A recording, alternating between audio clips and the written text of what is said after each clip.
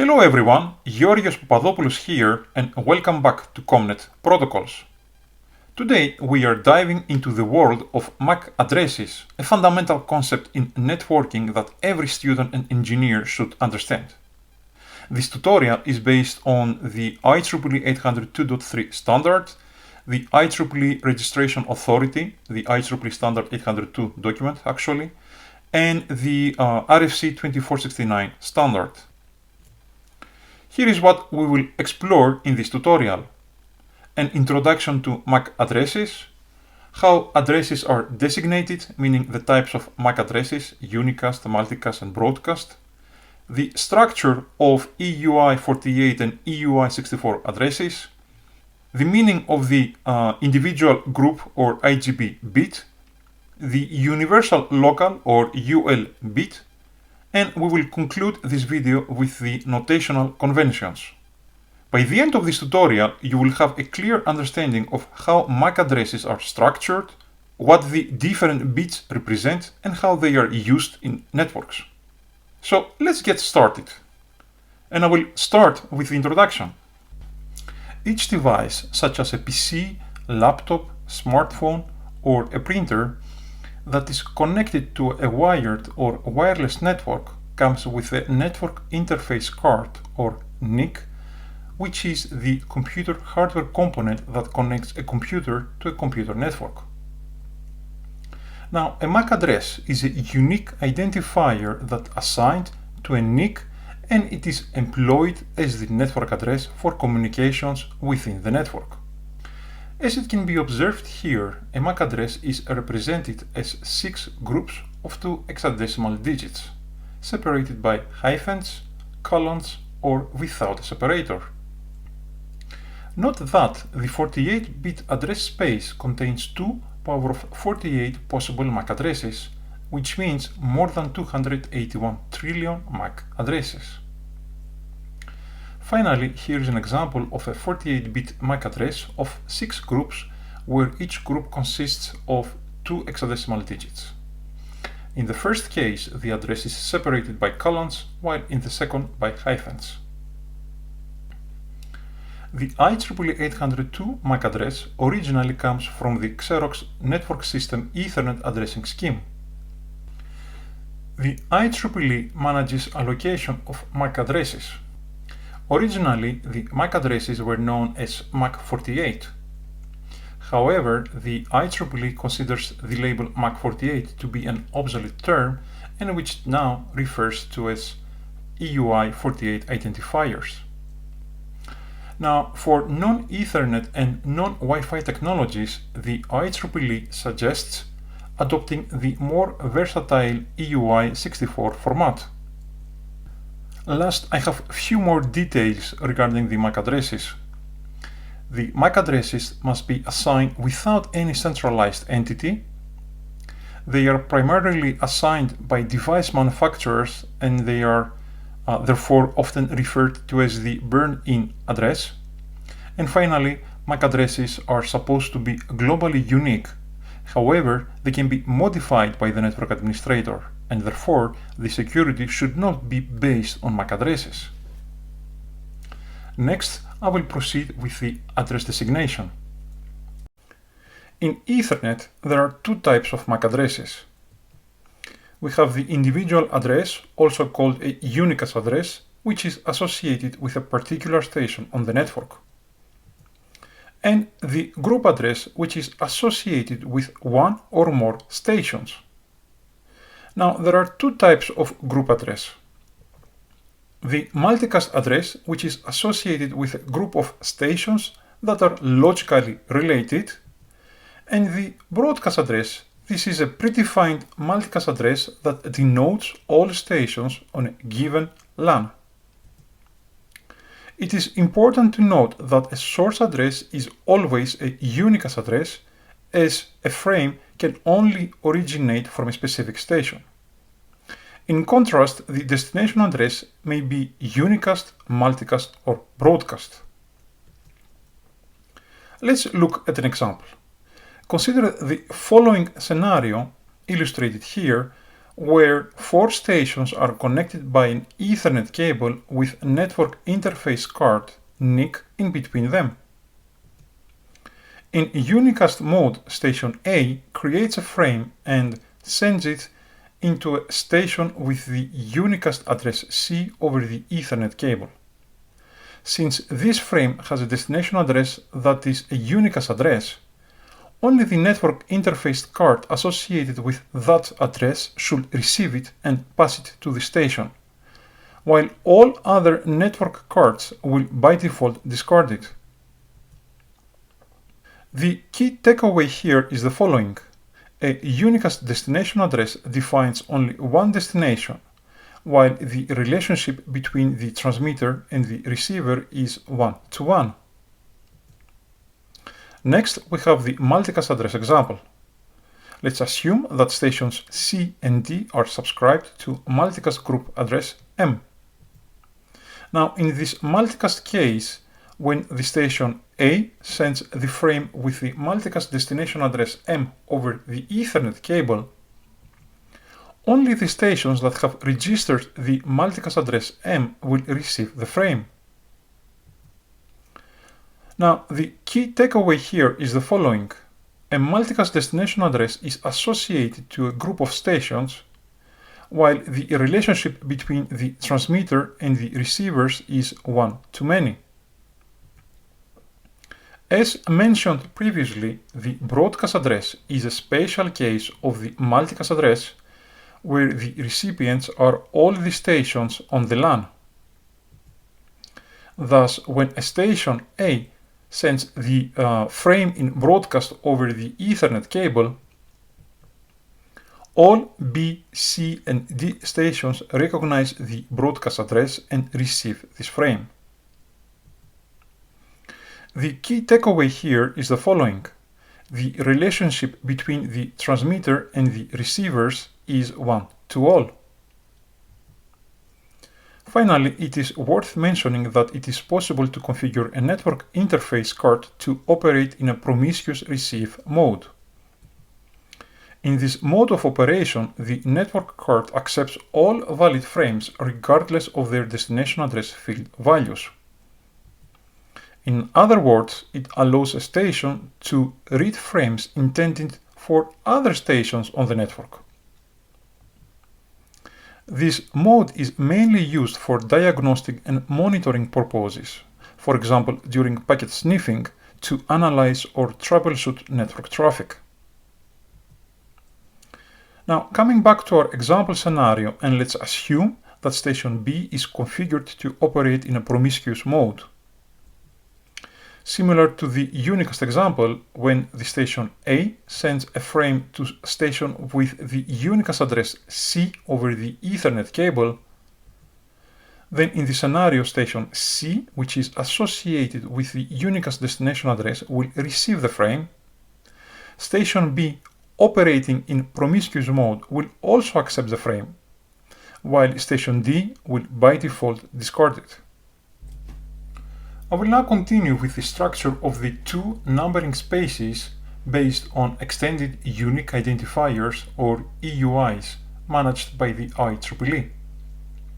And I will start first with the EUI-48.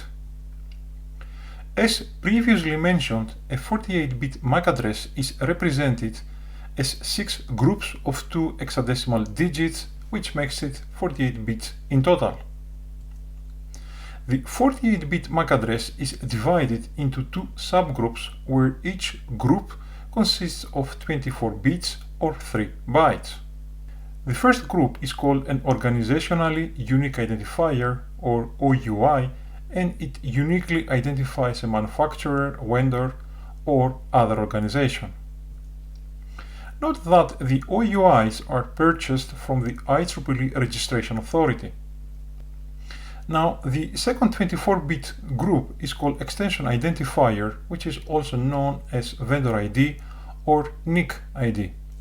The 24-bit extension identifier is assigned by the assignee of the OUI, in other words, by the vendors, manufacturers, or other organizations.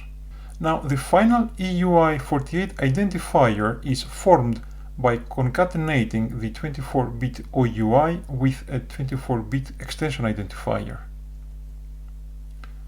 In addition to EUI-48, there is EUI-64, which the IEEE recommends adopting for non-Ethernet or non-Wi-Fi technologies since it is more widely available. In this case, the second part of the MAC address, the extension identifier, consists of 5 bytes or 40 bits, while the OUI remains unchanged.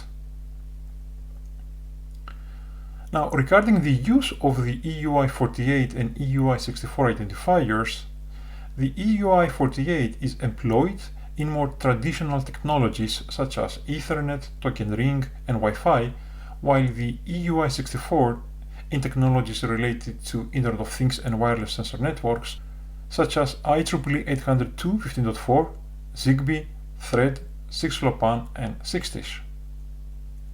Our next topic in this tutorial is the individual group bit, often called the IGB bit.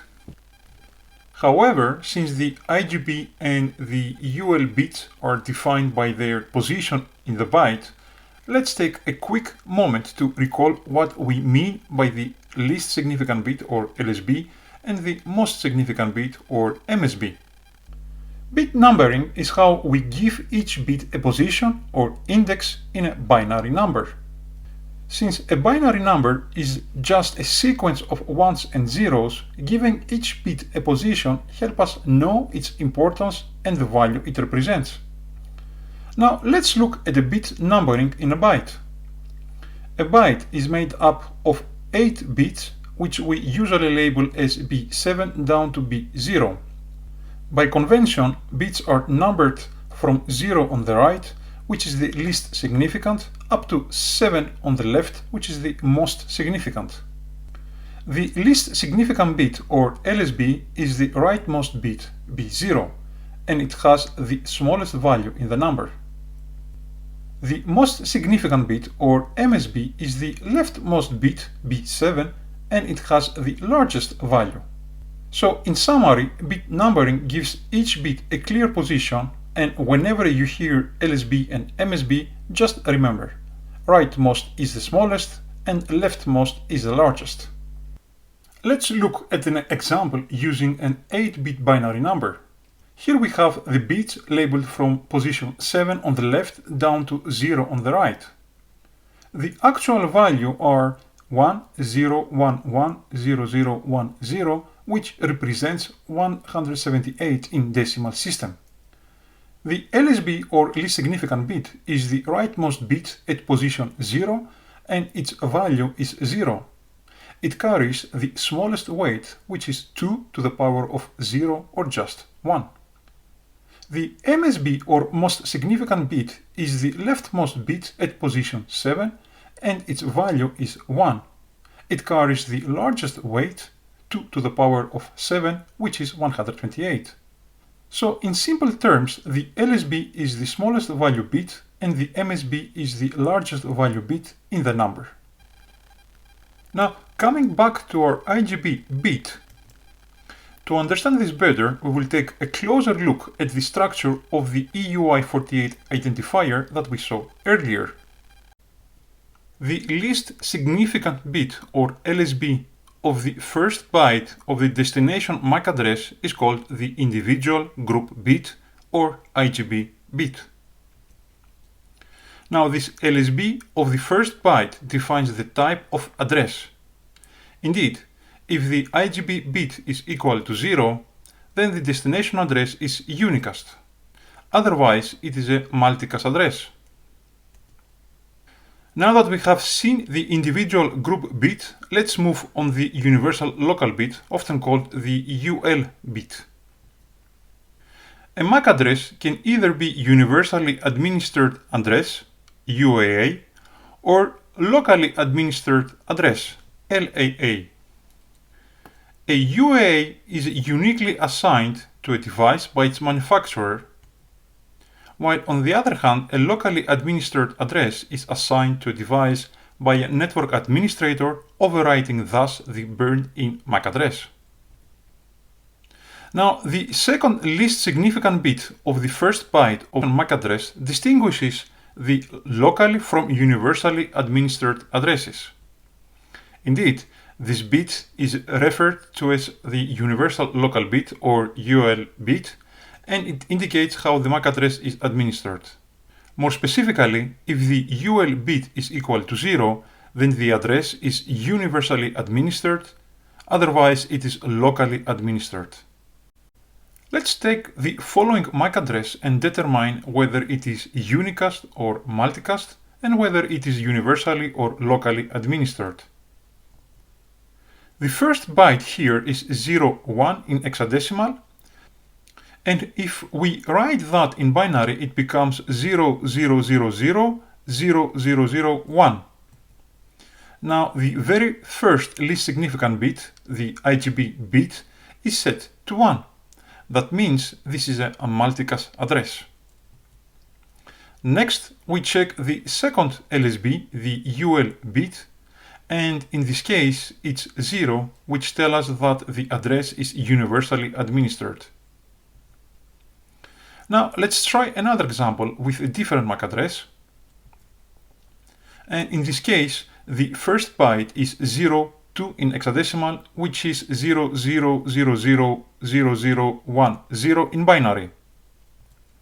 Looking at the first least significant bit, the IGB bit, we see it's 0, which tells us this is a unicast address. While the second LSB, the UL bit, is 1, so this is a locally administered address. To wrap up, let's summarize the IGB and UL bits in a handy table. On the left, we have whether the address is individually assigned, unicast, or group address, multicast. On the top, we have whether the address is universally or locally administered. This gives us a predictable pattern in the first byte, and you can immediately tell the type of address and whether it's universal or local. This is a quick way to decode MAC address without checking the entire value. And I would like to conclude this tutorial on MAC address with the notational conventions. Now, for the purpose of this subject, I reviewed the RFC 2469 as a primary reference. So we have seen that the human-friendly or human-readable representation of a MAC address is typically shown as 6 groups of 2 hexadecimal digits separated by colons or hyphens. For example, here we have the MAC address 12345678 9A and BC, where each pair of hexadecimal digits represents 8 bits, so the total length is 48 bits or 6 bytes. Such human-readable MAC addresses are usually written in most significant bit first. Now, inside the computer's memory, this MAC address is stored as 6 bytes or 48 bits in straightforward consecutive binary form. When sent over the wire, more specifically over the Ethernet technology, the most significant byte, be careful, octet, is transmitted first, left to right. So first the group 1, 2, and then the group 3, 4, and so on will be transmitted. However, inside each byte, be careful, not across the whole address, the least significant bit, or LSB, is sent first, which is actually the individual group or IGB bit. This notation is called canonical format of MAC addresses, also known as the standard notation, the LSB format, or the Ethernet format. Last but not least, this standard notation is used, for example, in the output of the ifconfig and IP address commands. And that's it on MAC addresses. We have covered address designation, their structures, key bits, and notation. Thanks for watching, and see you in the next COMNET protocols video.